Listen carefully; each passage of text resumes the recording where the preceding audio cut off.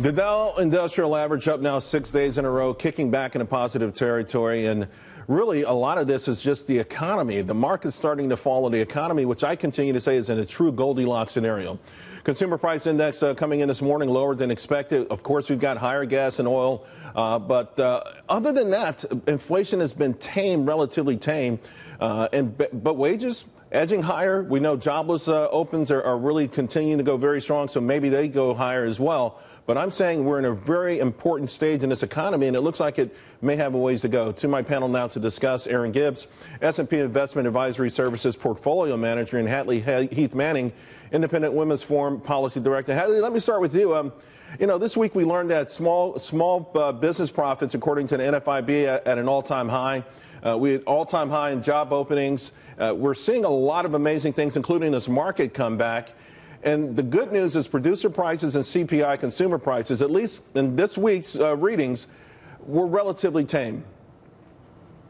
That's right. We want to see exactly what we're seeing, Charles, where wages are increasing and then the cost of living, the cost of those goods that we all have to consume, isn't increasing at the same pace. This means more money in Americans' pocketbooks, more money in our paychecks that we get to keep rather than seeing that money go out the door on the things that we need to buy. And this is separate from or in addition to the money that we get to keep because of changes in the way that the IRS withholds on our paychecks, which is a result of the tax reform package that passed in December. So Americans have a lot to celebrate and should feel very optimistic. You mentioned small business profits. We're also seeing in the big corporate world some changes that are affecting ultimately people in the labor market as they get to see raises and they get to see bonuses and they get to see ultimately more spending on the things that their families want to buy and more investing in the things that their families want to invest in. Well, certainly this year we've seen consumer discretionary do better than staples. It feels like people won't pay extra for toilet paper, but maybe for a house or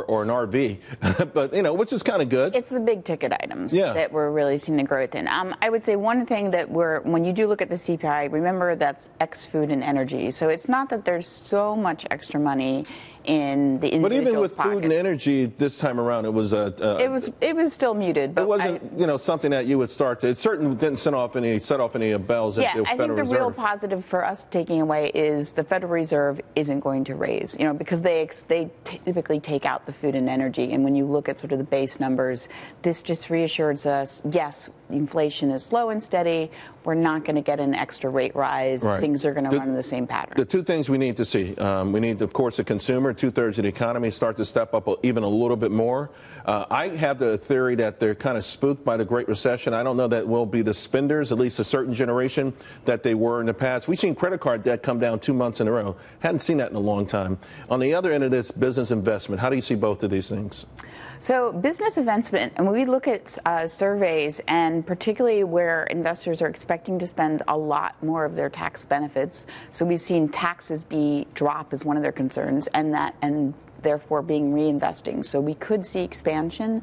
One of the issues we do know is that it is a tight labor market, so hopefully wages will go up, but some people may have trouble just finding the individuals in order to expand. Right, that skills thing we always talk about. Exactly. But you're optimistic about this economy, the way it's growing, to sustain itself this way?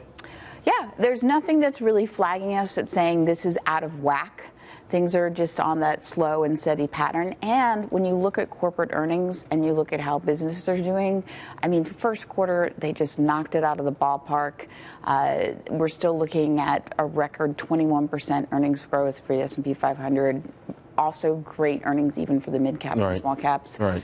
Those kind of numbers are very reassuring. Real quick, Hadley, I do want to ask, because those numbers have been so amazing, one of the anxieties on Wall Street has been that, well, it can't get any better than that. But does it have to? As long as we're growing, isn't that the most important thing?